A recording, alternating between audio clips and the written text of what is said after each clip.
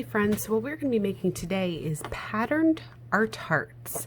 And actually what you're doing, if you don't want to do a heart, you can pick a different shape, but for this purpose we'll be showing you how to do it with a heart.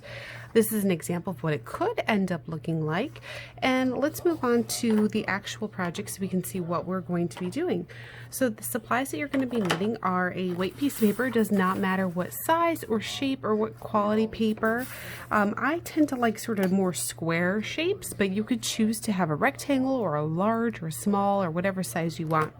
You're also going to want a pencil, something to color with, markers, crayons, color pencils, whatever. I think I'm going to be using crayons for this particular project, and some sort of marker. I'm using a black Sharpie, but honestly you could use a washable marker or anything. Black is really the best because it helps your colors stand out and show boldness, but you could choose a different color if you didn't have black. I would still recommend something dark though, like dark blue or purple or something like that. Lastly, you're going to want a ruler or something with a straight edge. So a straight edge means just what it sounds like. Finding an object or something that has a straight edge that you could use as a ruler to draw a straight line with. If you pick something that's long enough, maybe an extra big book, then you'd be able to do it across your whole page just like a ruler. But if you don't have a ruler, rulers are always like the best thing for that. But if you don't, you can use a straight edge. Again, any object that has a straight edge that you could use to measure from. So let's get started. Step one is to draw your heart right in the middle. So if you choose to do a different shape, you might at this time decide that you want to do a star or just a circle or a triangle, or maybe you want to do a fun weird blobby shape on here. Maybe you even want to do a bubble letter. That would be a really good shape too. Maybe your first initial or something. So if you want to do something like that, feel free, but I'm going to do a heart. And I'm going to start in the middle of my paper, sort of near the top, and I'm going to do sort of a curve shape, and then another curve shape to match it on the other side. So it kind of looks like a lowercase m, and then I'm going to connect those with a V shape. Okay, and if you don't like the way that looks, you can always erase part of it and change the shape so it's a little bit fatter or skinnier or whatever shape you want. It doesn't matter if the heart isn't a perfect heart. It's kind of fun to have your hearts and shapes be a little bit different, a little bit fun. So let's say I'm trying to do a star. Maybe one end of my star is longer than the other, and that's okay. It makes it kind of fun and interesting, a little bit special and different. Now, after I've drawn my shape, whatever shape I've chosen, in this case I've chosen a heart, I'm going to make a checkerboard over it. Now, you could measure your lines so that your checkerboard is perfect. So I could take my ruler and I could measure out, make a little mark at every number to make sure that I'm even. And I could do that at the bottom and then connect the lines and make sure it's perfect. But in my example, as you can see, some of my lines are really close together, some are really far apart, and I liked that they were a little bit kind of all over the place and different. So that's what I'm actually going to do again. I'm not going to worry about it being perfect. I'm just going to draw some lines that are going in all sorts of directions. So I'm taking my ruler and I'm going to start at one end and draw my line. When I do my next one, I'm not worrying if they measure up.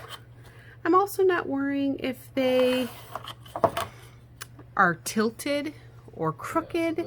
I might have some that are much wider, some that are much skinnier, and I'm actually doing that on purpose. Now here's one thing you want to be careful with. You can let your lines get really close, but you don't want them to cross each other. So we don't want to end up making a crisscross like that.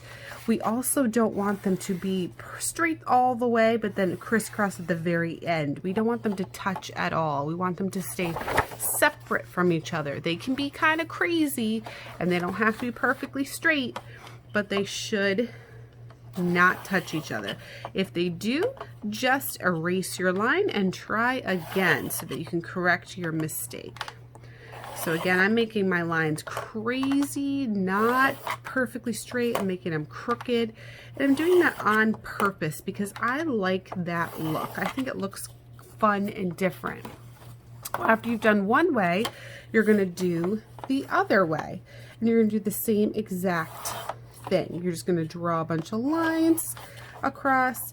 You could do it so that it's perfect, or you could do it so that it's kind of crazy like mine. I'm doing mine crazy because I like the way that looks. I think it looks interesting and fun and different. So that's a choice I'm making. But you, if you like things to be just perfect, you don't have to do it this crazy way. You could measure everything and make sure everything's just absolutely perfect. That is fine too. All right. After you've made your crazy checkerboard on top of your shape, the last step before we start coloring is to outline it all with a Sharpie or a black marker of any kind. Again, if you don't have a black marker, you could use some other kind of marker color. When you do it nice and slowly. Take your time so that you can make sure you're staying on top of your lines really carefully. If I rush this, I'm going to make my heart shape or whatever shape I chose really wobbly, and it's not going to look very good. Okay, so I did it really slowly. And then when I'm ready to do my lines, I'm actually going to bring out this ruler again, and I'm going to line up my ruler with the line that I drew, and then I'm going to just go over it again with my marker so that my lines are still straight. If I don't use my ruler again, my lines are going to be all crazy wobbly. So if I try to trace over it, my hand is going to shake and it's going to make wobbly lines. So that's why I'm still using my ruler. Now, if I make a mistake and I go outside of the lines a little bit, that's okay, because a lot of you are probably going to do what I'm doing, these crazy lines. So the lines aren't perfect anyway. So if you make a mistake, whatever. Last thing after you do all of that is I like to make this one a little bit thicker. So I like to kind of go over it again and just make the line a little bit thicker.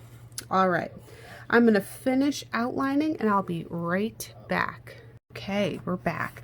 I finished outlining everything, and what I'm doing right now is just erasing any extra erase marks that are really obvious. I'm not worrying about every pencil line and every spot. I'm just worrying about the big ones that you can still see because maybe I didn't trace over the line super good.